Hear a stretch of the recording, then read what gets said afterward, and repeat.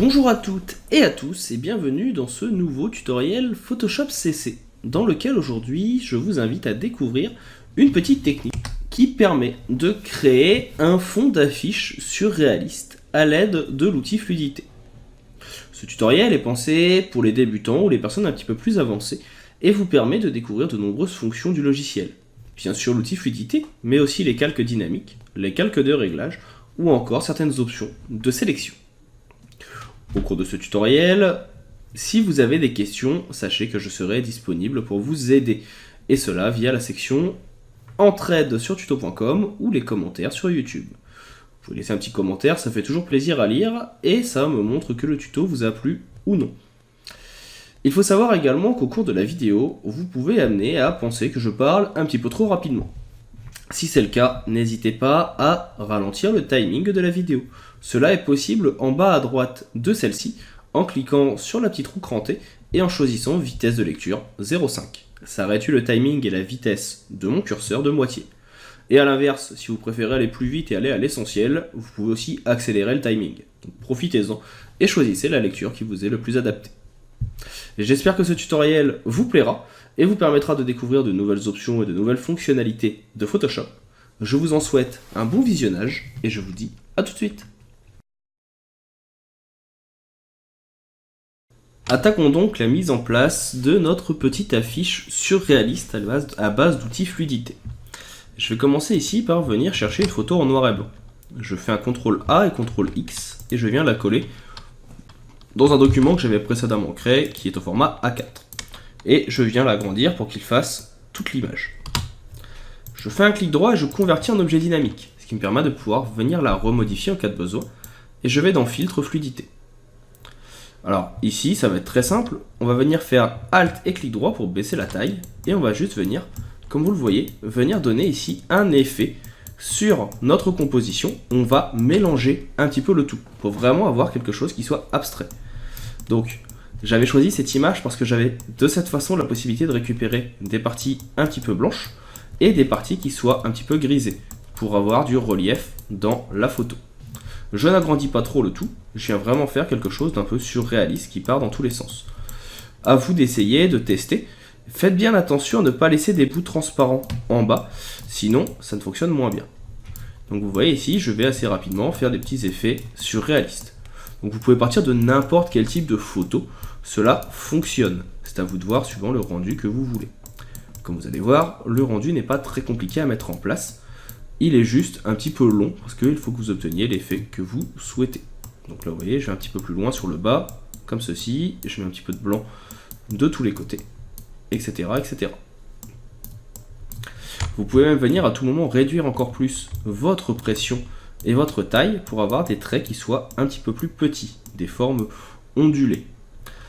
Une fois que le rendu vous plaît, vous venez cliquer sur OK. Et vous avez maintenant votre fond qui est en place. C'est un fond un petit peu abstrait qui peut être intéressant. On va venir en récupérer une deuxième photo qui est ici. On va faire un CTRL A, CTRL X et on va faire un CTRL V pour la coller. On va venir réduire la taille, on va peut-être même modifier le sens ici. Et moi je vais venir donc en appuyant sur la touche donc Maj, faire que cette photo qui est déjà abstraite de base fasse l'exacte taille de mon canevas, c'est-à-dire de mon plan de travail. Et une fois que c'est fait, j'appuie sur la touche Alt et je vais pouvoir venir réduire le tout ici. Pourquoi réduire le tout? Tout simplement pour qu'il ne fasse que la taille que je souhaite. Et je vais même faire un CTRL A et mettre par la suite un masque de fusion.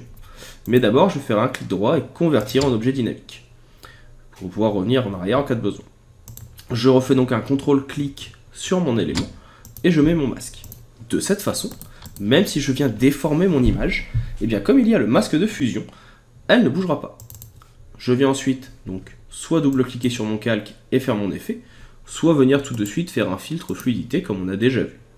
Et là, même principe, je vais venir déjà agrandir un petit peu mon pinceau et on va venir faire cet effet qui part un petit peu dans tous les sens qu'on a déjà vu un petit peu plus tôt. Donc de façon à avoir un effet de mélange de couleurs qui va être intéressant et qui va donc rejoindre ce côté fluidité qui m'intéresse. N'hésitez pas à dépasser un petit peu sur les côtés, tout simplement parce que même si on a mis le masque de fusion, il faut quand même qu'il y en ait un petit peu partout. N'hésitez pas non plus à venir faire un clic droit et Alt pour venir réduire la taille et de façon à mélanger au mieux les couleurs. Vous voyez que ça me permet ici par exemple de faire des tracés beaucoup plus fins et beaucoup plus précis pour avoir un rendu différent. Donc amusez-vous, vous pouvez venir faire des cercles et énormément d'effets. On clique sur OK et on a maintenant notre rendu qui se met en place. Là ça ne me plaît pas trop, je vois qu'ici c'est encore un petit peu trop épais. Comme j'ai fait un calque dynamique, je peux double-cliquer et je peux revenir ici, remettre mon effet et le remodifier encore pour avoir plus de petits traits que ce que j'ai pour l'instant. Donc je joue encore une fois avec la taille du pinceau pour pouvoir venir modifier le tout. Là c'est la partie la plus intéressante, la plus on va dire abstraite, mais que je trouve personnellement assez intéressante et qui me permet vraiment de venir m'amuser avec l'outil fluidité. Donc là on a un rendu qui me plaît un petit peu plus.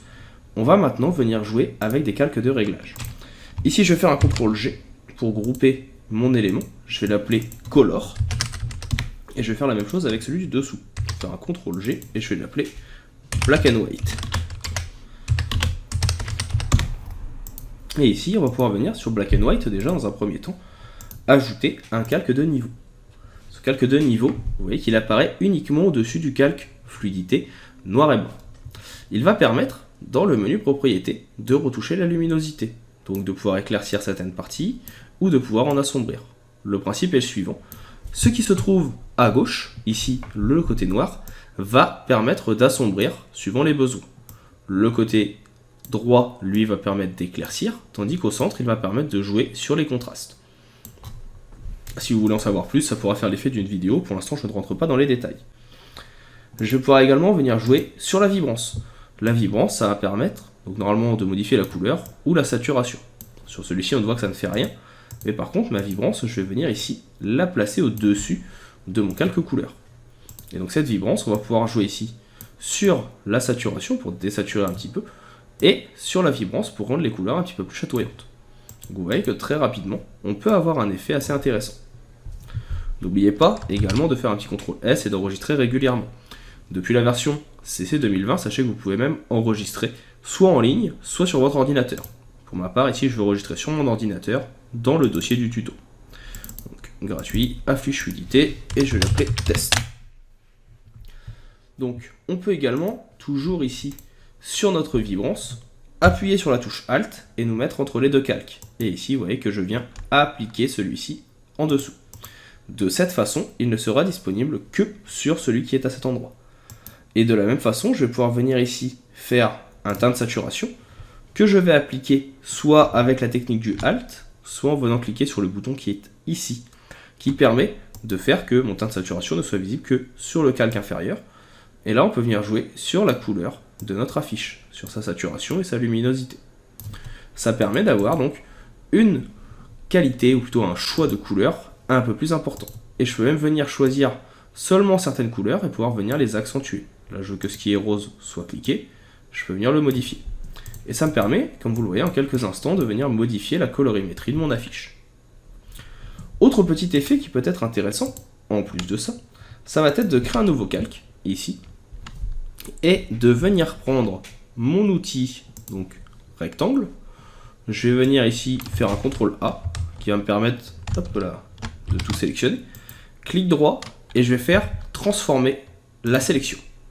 Et de cette façon, en appuyant sur la touche Alt, vous voyez ici que je viens réduire ma sélection. J'appuie sur Entrée, et je vais faire Édition, et je vais avoir, non, autre pour moi, si c'est Édition, et Contour. Et ici, je vais pouvoir choisir une forme de contour, plus ou moins épais, que je vais mettre en place. Le problème de cette technique, c'est que malheureusement, je ne vais pas pouvoir la modifier. L'autre solution est donc celle-ci. Je viens ici mettre un fond blanc, peu importe la couleur, en réalité, on s'en fiche un petit peu, et je vais venir mettre le fond à 0. Et maintenant, si je fais un clic droit, option de fusion, je vais avoir ici donc un bouton contour, et ce bouton contour, je vais pouvoir venir l'agrandir, lui mettre la couleur de mon choix, et de cette façon, pouvoir l'adapter, la modifier à tout moment. Il s'adaptera automatiquement à la forme blanche que j'avais réalisée plus tôt, mais qui n'est pas visible. Et en termes de position, vous avez intérieur, c'est-à-dire que le contour se met à l'intérieur de votre forme blanche, extérieur ou centré.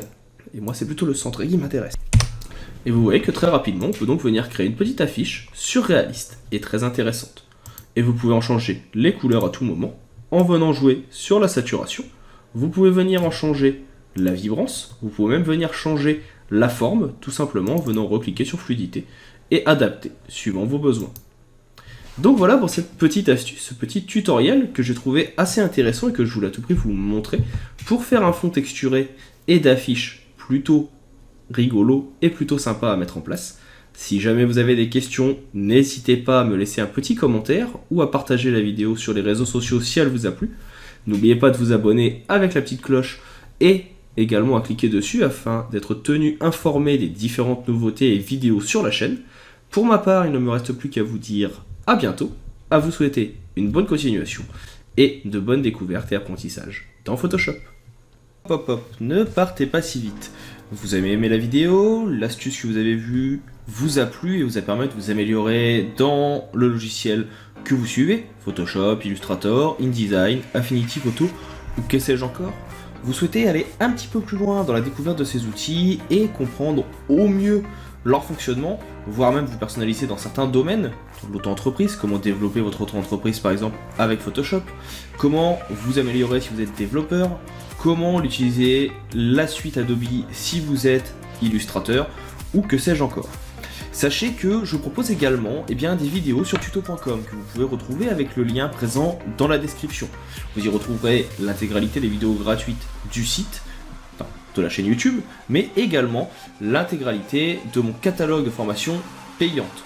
Il arrive régulièrement que je propose sur la chaîne YouTube, mais aussi sur les réseaux sociaux, des codes promo pour les avoir à moins cher, donc n'hésitez pas à les suivre pour pouvoir rester à l'affût des dernières nouvelles. Je vous invite également, bien sûr, à laisser un commentaire, un petit like, à partager la vidéo autour de vous afin que la chaîne puisse grandir. N'hésitez pas à me dire ce que vous en avez pensé, c'est toujours avec plaisir que je lis les commentaires et que je réponds, même en cas de besoin. Je vous dis maintenant à bientôt pour d'autres tutoriels, pour d'autres ressources, pour d'autres outils liés au monde du graphisme ou du marketing. Je vous souhaite une bonne continuation et je vous dis à bientôt.